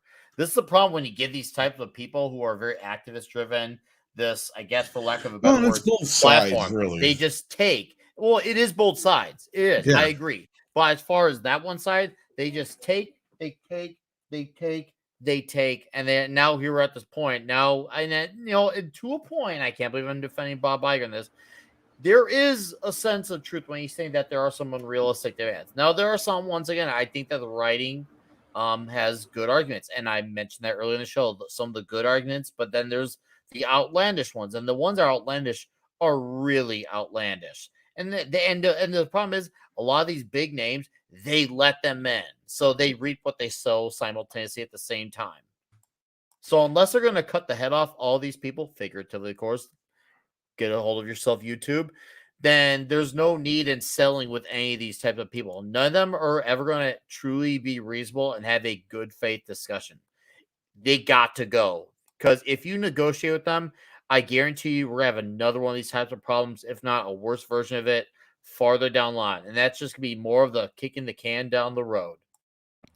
Script had a live stream earlier today where he went into a point about how there are people who are employed to read the scripts and choose which ones to hand on up the line. And that these are usually 20, 23-year-olds with ideologies. So they're picking the scripts out of the pile that have the message in them and Or disregarding inserting it. other possibly much better scripts. And it's not just happening in Hollywood. I've seen it in music as well, right? The music that makes it to the radio is not the best talent that the world has to offer. Right. So I would say I believe that there is the talent available delivering scripts that could give us amazing movies and television series. They're just not making it to the top. They're not making it to the people who are actually making the decision to greenlight it. It's not even maybe not even getting that far a lot of the time. Yeah. Well, and we got a live shot right now from Hollywood here. Things are progressing, I guess. So there you go. I thought that'd get a much bigger laugh than it did, but I guess not. Yeah, I guess so. Aaron says, Tom, did you see what the studio said? They want to drag this out until most of the WGA members go broke. Well, that was their hopes and plans, but now that the writers or the actors went on strike too, that kind of went out the window. And all it does is illustrate that the Directors Guild are a bunch of scumbags, because they always go first, they always settle first, and they just want to work. I have very little respect for them. The curiosity of this is all going to be if the PGA eventually, and I'm not talking about the golfers, guys, the Producers Guild, if they do something in the future. We'll see. That was a funny joke. I don't think I made a joke there, Mike. Oh, whoops. Yeah. I think your frame of reference was miscalculated. Oh, there you did it again. Tumbleweed. What are you talking about? Tom, next topic. Unless he's got some ad or Klobby, because I think Mike, CC, and Culture Casino have all added to I mean, this, I've said most of my pieces. I mean, as far as the studio goes, like you were saying, Nick, that the studios have a little right to say that they're demanding a little bit, especially when at it comes to the bigger actors. 90% of these actors are taking up most of the budget, right? Look at a Marvel movie or whatever. I'm talking about the big actors now. I'm not talking about the smaller actors. But that's one of the biggest issues when we talk about the budgets is when, half of the budget is going to pay, the cast, and they're getting $10, $20 million paydays. That shit's got to quit. They can't afford to do that anymore, and they may have to go back to more of the point system. I know both sides are not a fan of that, but maybe it'll give them more incentive to put out better entertainment on both ends. But the writers I felt a little worse for, because writers don't get paid nearly as much as a lot of the other quote unquote above the line folks in Hollywood, right? But anyhow, this strike is going to hopefully don't drag on for very long, but it's going to be a while. And I was hoping Script would be here, speaking of the devil, because he knows more about this stuff than we do, obviously. So I'm not going to pretend to know the ins and outs of everything, but I do agree with the AI thing does need to be addressed. But I kind of thought a lot of that stuff was addressed back in the CGI days. So I'm kind of, I don't know. I don't understand why it doesn't just apply there, because isn't AI just basically a CGI, a computer generated image? I mean, I don't know. I would think, but that's just me. But I've just learned to appreciate this a little more lately because of what I'm doing with my music shows and everything. It's like if someone puts boxes upon boxes of music on your desk, and in this case, scripts, some of that's amazing, right? And it has to get filtered through. Somebody is sitting there. Somebody is paid to sit there and look at a script for a relatively short duration of time because there's so many of them. And you have to, right? If you have piles and piles of them, you have to look at it for, a minute at most, maybe not even that, and then put it in a pile. And the big pile's the one you never look at again. And you have to have somebody who knows how to identify that quality really fast, or you're not going to get the best trickling up to the top. Yeah, I can see that, especially with certain things. But here, according to this, is studios reveal what they claim were rejected offer details to SAG-AFTRA. Okay, in a statement regarding the strike declaration, the AMPTP, which bargains on behalf of major studios, said it presented a deal that offered historic pay and residual increases, substantially higher caps on pension and health contributions, audition protections, shortened series option periods, and a groundbreaking AI proposal that protects actors' digital likeness. It pinned the blame for the work stoppage on SAG-AFTRA. Uh-oh. Yeah. On the art of, it says, steadfast in their commitment to devalue the work of our members on the artificial intelligence proposed by the studio, the union chief said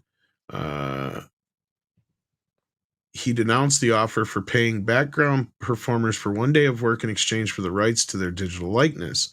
For the rest of the eternity with no compensation, he added. If you think that's a groundbreaking proposal, I suggest you think again.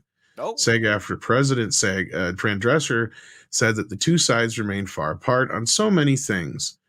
She said studios plead poverty and criticize bloated payouts to top executives.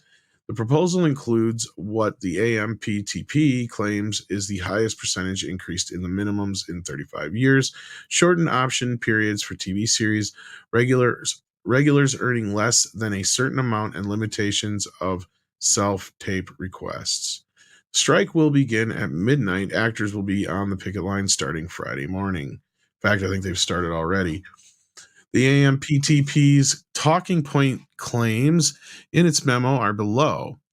It sounds like we had somebody come in here. Oh, we got Brian joining us now.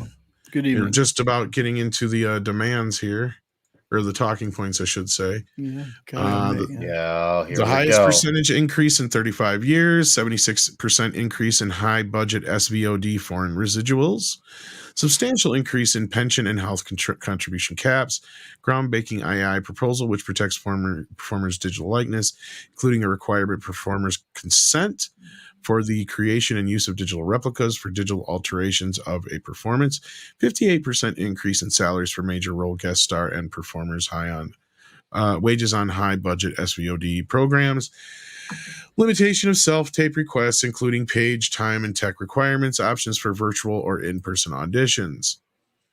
11% pay increase in year one for background actors, stand-ins, and photo doubles. An additional 17% increase for background actors required to do extensive self-styling, and an additional 62% increase of stand-ins required to deliver lines during a run-through, and photo doubles required to memorize and deliver lines on camera.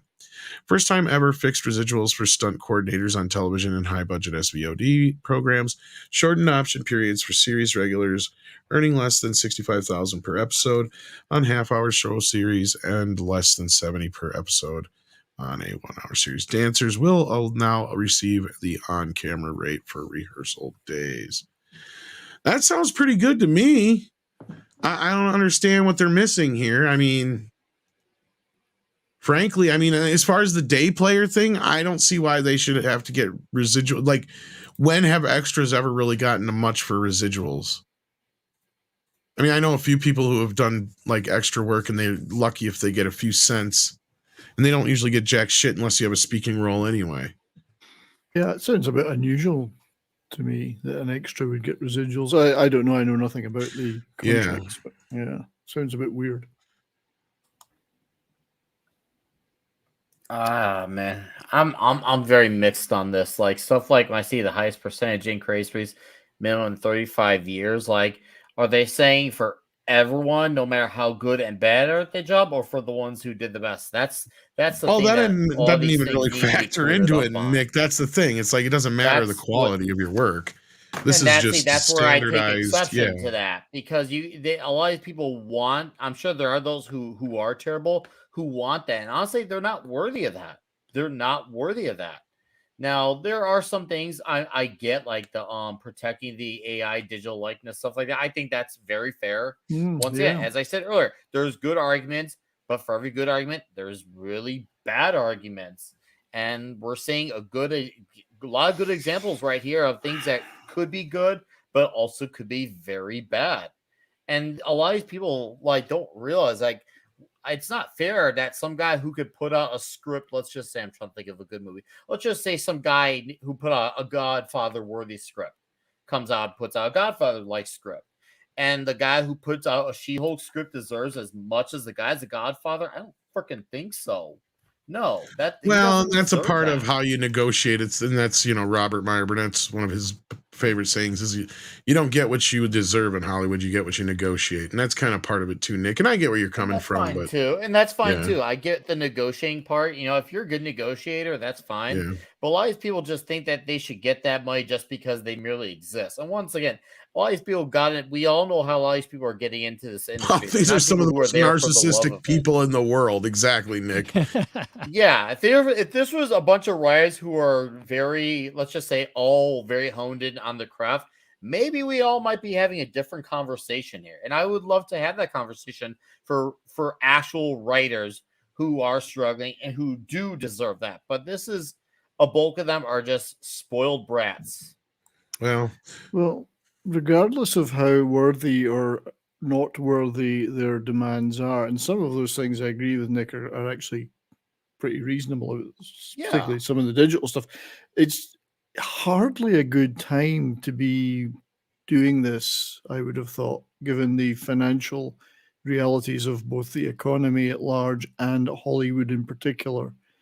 A lot of that was their doing. Well, indeed. Speaking of that, 70s, I know you're a hockey lockdowns. fan. And when hockey went on strike, it wasn't the majority of the players who necessarily pushed for that strike. It was the upper echelon players, the ones who made the most money, who wanted to make even more money at the expense of the lower middle class players. Yeah, like the bottom. And that's sometimes what I feel like when it comes to this stuff too. Yeah. But go ahead. No, I was. Yeah, it's okay, mate. Carry on. Yeah. Well, we got a couple of super chats here from Larry Bernard. If it's the Larry Bernard, I think it is. Hello, and how you been? Long time no talk. If not, welcome. Larry says with the first one here, CEO who supervised and hired the people who led to the biggest losses for Disney in 20 years says the union's demands are financially unrealistic. Perhaps he should clean up his own house. Yeah, I mean, when all things are going well, these things aren't a problem. I agree with that. Well, go ahead. No, just to be fair, can you go back to the previous super?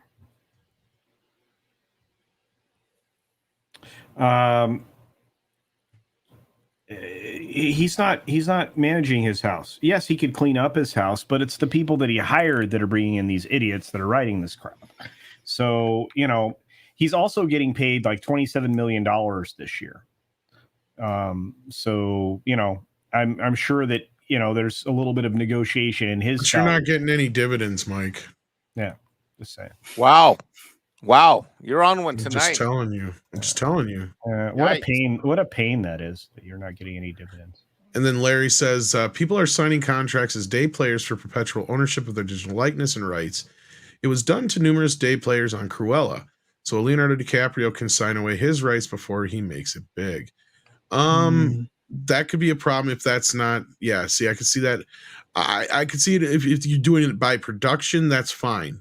But as far as I don't know if it means, I don't think they're signing away their entire likeness rights. Well, actually, you don't know. I have to read that, but look, there's definitely a way you can you can crack it if you're a studio that would make it so that you're that you're that wouldn't hold up in court though. I guarantee you. I guarantee you though, like if they were trying to pull some loophole on like a somebody who became like the next Will Smith or something like that, and they're like saying, "Oh, we don't have to pay you because you signed away your likeness back when you were a day player." I think you'd be that surprised. is not going to hold up in court. I think you'd be surprised.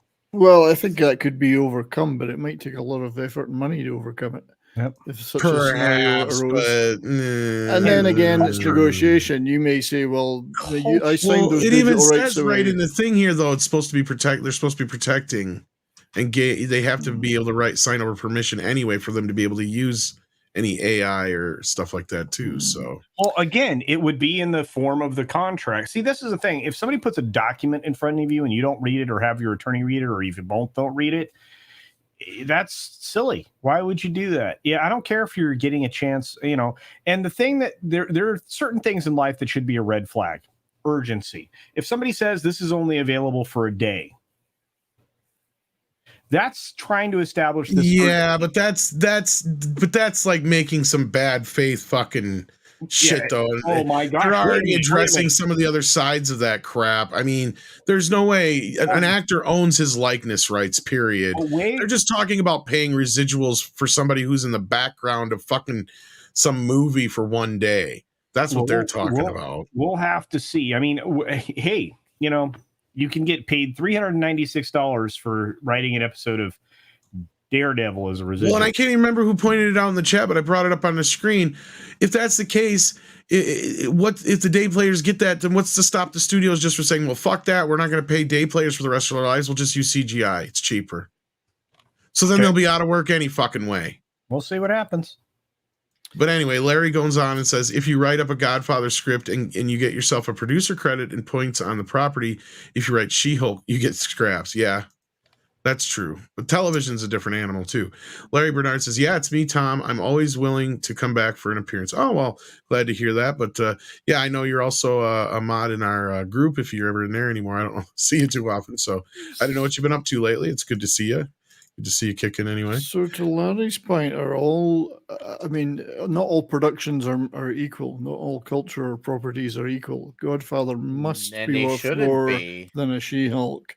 Are the union suggesting that they should be moving closer together in value for the payment for being involved in those? Or I would suggest that you should be directly compensated for your contribution anytime any episode is played. I think you should be directly available to receive contribution anytime your film is viewed.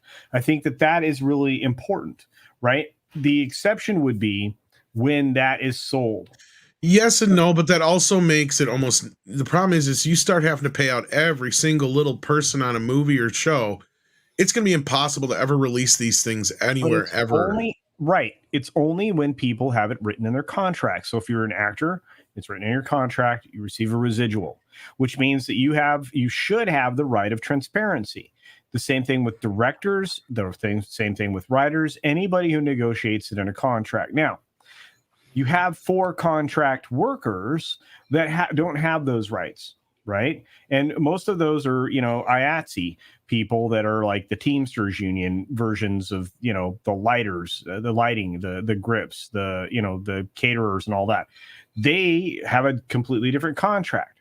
But it's Putin's cat. I don't know. Checks those pennies add up.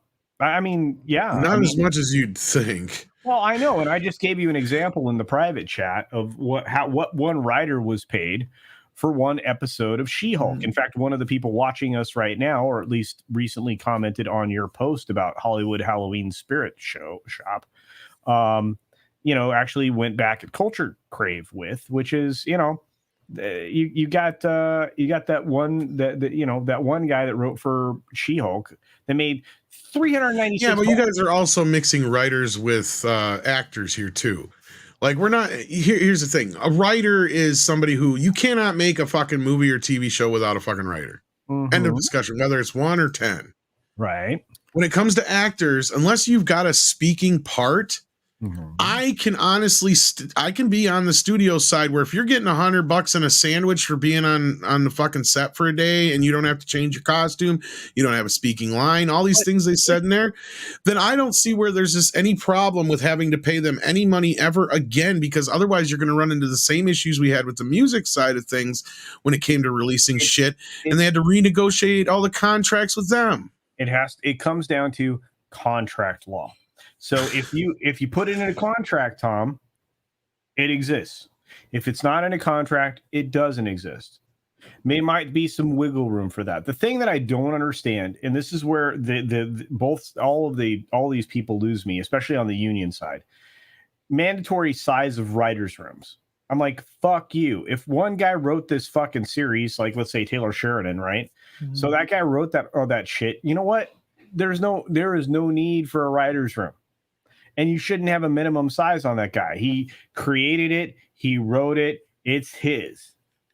Right? I agree. I don't understand this need for a writer's room or a union. Because they want to put a bunch of meritless fucking kids with no life experience in on a show. Meritless kids, unnecessary middlemen. This is another thing too. All the unnecessary amount of middlemen. These institutions, whether it's the writer's part, the actor's part, or even the director, producer, there's way too many heads involved. There's just way these companies don't need to go on a diet. They need to go on a diet and get surgery for the amount of excess fat that they need to trim off. I think we should form a union between the 5 of us or 6 of us, and then I'll be the shop representative, and I'll renegotiate for all of us with Tom. Oh, hey, you got my attention. Larry's got another 20. Oh, go ahead. Sorry, Mikey. You do know the expression about getting blood out of a stone, don't you? Well, depends on which stone we're talking about. Mike Stone or Oliver Stone, or I'm sure Oliver Stone didn't need a writer's room. But yeah. Larry Bernard says, but there is a real question. Okay. What is the profit on a streaming show? Are the streaming boys hiding what is actually profitable? If the actors expose what the actual profit margin is, which is the investors may not know. And here's the thing too, and this came up actually, this is years ago when streaming first started, and before the even streaming channels, because if you remember the South Park Internet Money episode, Yep. where everybody's like, "Where's my internet money?" and they're like, "What money?" Exactly, because this streaming is like, "Where's my streaming money? What money?" Because they ain't getting no money. One hand's paying the other hand here. This is not even. There is no money. There is no culture. money. You talk about this a lot, culture. Yeah. And how do you value? How do they value a streaming show? And how do they? They're all loss leaders, really. This one is profitable because of this, and these are the parameters. I don't think I've ever seen that written down. Yeah, nobody. Okay, so here we go. Nobody knows what any of this is worth because it's never been put to the market directly. None of these things go out in the market anymore. So putting a value on it is whatever Disney says it's worth. The problem is that you have a finite resource that's being spent to produce it, which is money. You're spending capital to make a show. So is it worth that? No. It's worth it. Is it worth the number of subscribers that it entertains? Maybe, but how do you quantify that? Amazon goes about it in an entirely different way. They look at it like, okay, so Amazon Prime is worth, this show is worth this much to Amazon Prime because it created a first-time viewer of Amazon Video, because they never showed up and watched any of our original programming before.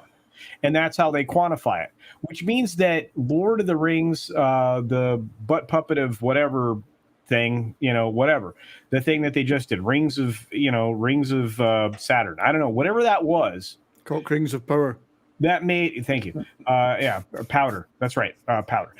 They actually didn't really do much with that because they couldn't quantify it in a way that it generated a bunch of new users to their video platform, because it's a loss leader, as Tom said.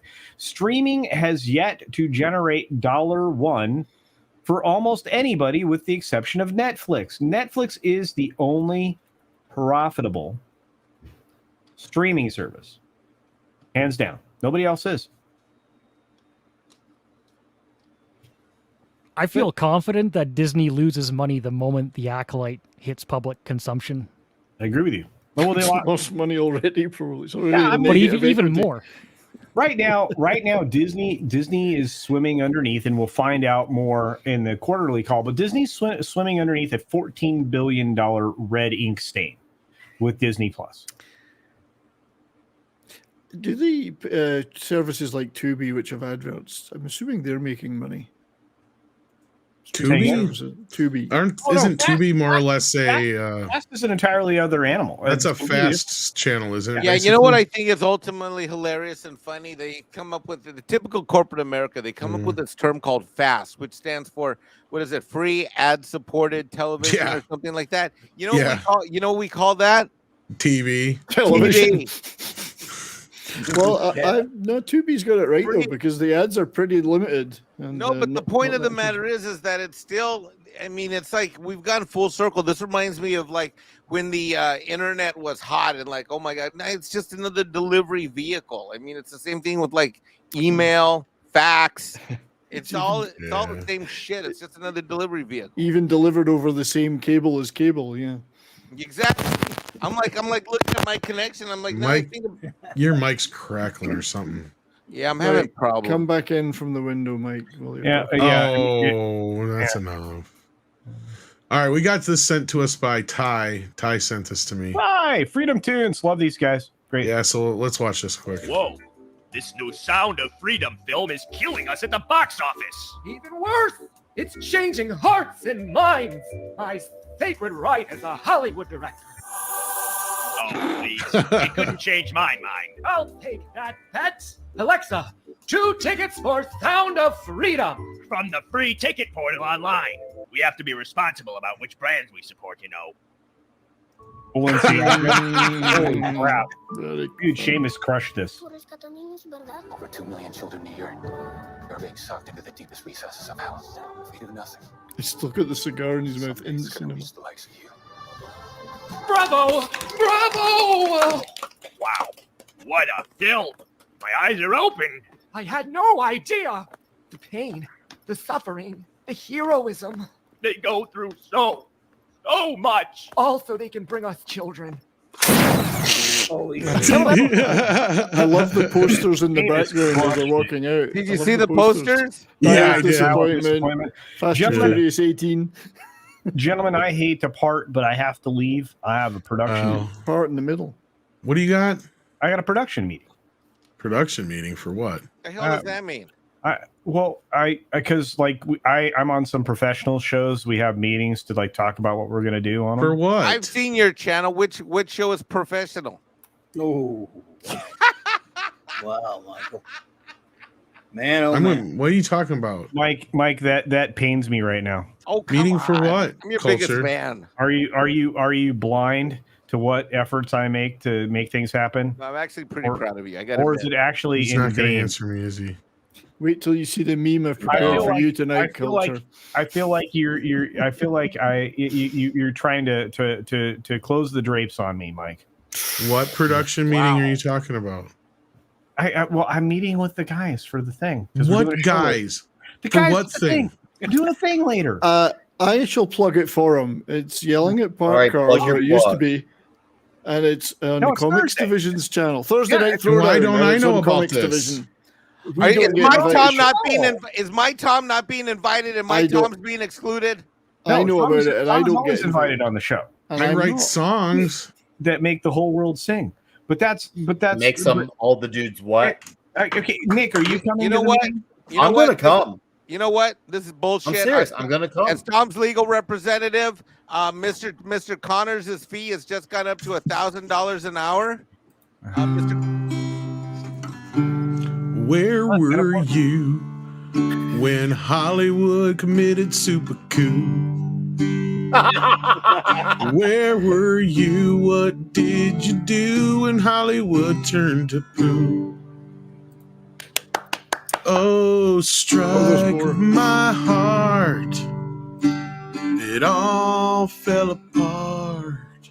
Now it's all been seen. Hollywood's a spirit Halloween. Mike, send me a cell phone. Mine's in my room, so I can't go to bed. Well, James Taylor, eat your heart out. By the way, well done there, Tom. Oh, hey, Mike, I made 6 window references. Wait a minute. You still didn't tell. So why am I being excluded from this meeting? There is no exclusion. All I'm doing is going on there. We're trying to plan shows in advance. That's all. We're not doing a creative meeting, which is where you are infinitely valuable. I don't believe in Mike. I don't believe it either, Tom. As your representative, I'm Tom. officially pissed off at culture right now. I don't believe you. So mad at Culture Casino, I'm never going to talk to him again until, well, probably 11:45. I'm surprised he's even been on this stream because you're here. Oh, that's right. I forgot. Jesus, you guys are my best friends. I'm going. Bye. I love you. Fuck. Well, one of you has to stay. That's Well, right. I can't stay. I gotta call Matt. I know you gotta go. We're gonna bang this up. We're gonna hang this up anyway.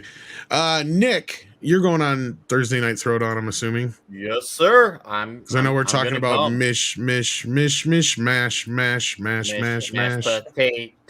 Oh, what is grease and butter tonight?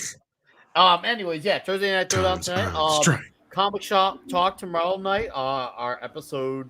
Oh, sorry, not episode. Part 4 of our ASM run of Stanley and Steve Ditko. D. Bud Martin, the great wrench in the chat, has been a part of this show the last few weeks, and he'll continue so. And yep, I will have a review for Nemesis Reloaded up in a few days, and Toxic Tuesday, The Way of the Dragon. So, and of course, I did review on my channel for MI as well. So yeah, come check my channel out, and of course, come check out Thursday Night Throwdown. And yeah, go support D-Bud tomorrow on our show, because D-Bud is a wealth of knowledge on comics like Lobby. I just hang out with these guys, and I'm lucky. D-Bud's the man. Thanks for having me, Tom. Chad, thanks for being here. All 1,000 of you, absolutely awesome. Thanks for supporting the show. Get Tom to 1,000 thumbs up. We can make it huge. And good night to Mike, CC, Clubby as well. Night. Later, bro. Bye. All right, Klobby, what you got going on? In about an hour, I've got the Klobby's Clubhouse with my wonderful first officer Raquel Briggs, and of course the great chief engineer Mark D with the C, and our usual reviewing things and hanging out and just having a lot of fun with our gang there. And then of course I should hopefully get to hang out with Nick and the gang tomorrow night at the club. I'm at the comic shop on his channel, and then Saturday Night Star Trek, which of course is the ongoing mission to review all of Real Trek. As we start, this is week 1, starting with reviewing Star Trek Voyager, all of it. Coffee. Yeah, I know. Is there coffee over there? Coffee? Will there be donuts? I don't know how much it's going to take some in it. Okay, I gotta run. See you, Mikey. Mikey, what you got going on? Nothing. I gotta go on my FaceTime with Mac. He's a YouTuber, but he's also a daddy, so he's got to go. Love All you, right. Mike. See you, buddy. Love you, Mikey. Take All care. right, He'll probably be on the morning show, or he'll be around. We also have with us here CC Karaoke. What you got going on? 7 p.m. Eastern on Saturdays is the Doc Danger and CC Music Show. It's music television on YouTube, and we're aiming to play the good stuff. Because that doesn't always happen nowadays. In fact, some of these artists, they're incredibly talented. They got like 50 or 100 views on their music videos, and they're claim free too, right? Because they're not big. They're not too big to be played and appreciated. So yeah, it's been a lot of fun. Come out and check it out. All right. Well, Brian, did you get to go yet? I did not. I had the inaugural live stream today on the Rock and Roll Rowdies YouTube channel. These guys have been on my channel an awful lot, so I'm hosting a show for them every Thursday on their YouTube channel, trying to get their eyeballs up on them. We had a really good show today. A lot of fun. Looking forward to some major topics and potentially artist guests, as they know all the guys in the world, apparently, on their show. But as for me, apart from all the other things I'm doing, next Monday on my channel, that 70s Rock Fan, It's Only Talk and Roll, I will have a road manager guesting called Peter Donovan, who was majorly involved with Jethro Tull as road manager, Black Sabbath, Hawkwind, Samson, Van der Graaf Generator, a whole bunch of bands, mainly Jethro Tull, but also for Canadians out there, April Wine and Saga. So we'll be talking about those Canadian bands too. So that's on Monday. All righty then. Well, thank you so. Oh. And I'd just like to say that I really don't. People say, "Well, my God, we've got writers and actors striking in Hollywood now. What are we going to watch next year?" I go, "Well, I've got a shit ton of Korean movies I'm going to be watching, so I don't know what you're doing." Yeah, there's always classics. Oh, absolutely. Anyway, thank you, Tom. Yeah. You guys have a great night, and thank you so much for being here. And you guys out there in the chat, thank you so much. Thank you for the super chats and the support. Hit the like button if you haven't already, and take care of yourselves and each other. Check out Flip City Magazine as well. See ya. I got molested in a little boy's room.